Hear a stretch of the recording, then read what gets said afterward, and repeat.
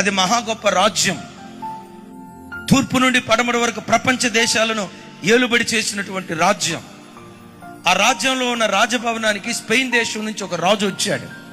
ఆ రాజభవనంలో ఉన్న రాజుల ఫోటోలు అన్ని చూస్తూ ఇలా అన్నాడు, సార్ ఈ రాజు ఎవరో కానీ భలే అద్భుతంగా ఉన్నాడు సార్, రాజస్సు ఉట్టుపడుతుంది సార్, అద్భుతమైన వస్త్రధారణ, తల మీద బంగారు కిరీటం, ఆ కిరీటం మీద వజ్రాలు వైఢూర్యాలు, ఈ ఫోటో అద్భుతం సార్, అయ్యో ఈ ఫోటో కంటే ఇది ఇంకా సూపర్ సార్, దీనికంటే ఇది ఇంకా సూపర్ సార్, దీనికంటే ఇది ఇంకా సూపర్ సార్ అని ఆ ప్యాలెస్ లో ఉన్న ప్రతి ఫోటోను చూసి స్పెయిన్ దేశపు రాజు మంత్రముగ్ధుడైపోయాడు.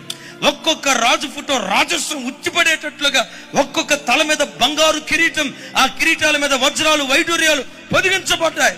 అద్భుతం. ఈ ఫోటోలన్నీ చూస్తూ ఆశ్చర్యచకితుడై ఆ ప్యాలెస్ మధ్యలో ఉన్న ఒక ఫోటోను చూసి నిశ్చేష్టుడై ఆగిపోయాడు.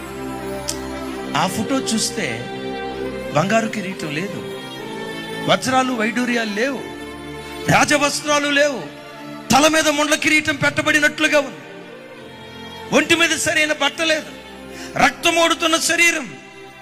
స్పెయిన్ దేశపు రాజు అంటాడట, అయ్యా ఈ రాజభవనంలో ఉన్న ఫోటోలన్నీ రాజస్వం ఉట్టిపడేటట్లుగా ఉన్నాయి, కానీ ఈ రాజెవరో పాపం బంగారు కిరీటం లేదా రాజుకి, వజ్రాలు వైడూర్యాలు లేవు ఆ రాజుకి, రాజవస్త్రాలు లేవు ఆ రాజుకి, ఈ రాజు ఎవరో గాని చాలా ధైర్యంగా ఉన్నాడయ్యా.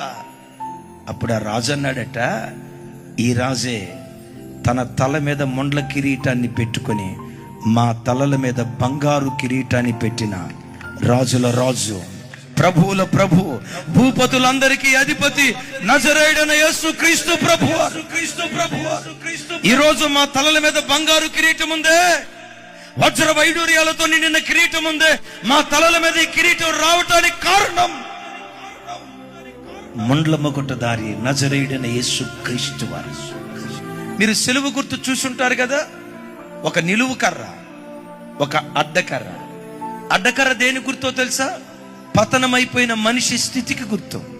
నిలువు కర్ర సిలువ శక్తిని చూపిస్తుంది.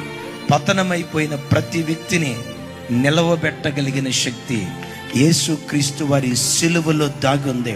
అందుకని అపోస్తలుడైన పౌలు గారు అంటాడు కదా, సిలువను గూర్చిన వార్త నశించిపోతున్న ప్రజలకు అది వెర్రితరమేమో గాని రక్షించబడుతున్న మనకు దేవుని శక్తి అయ్యున్నది.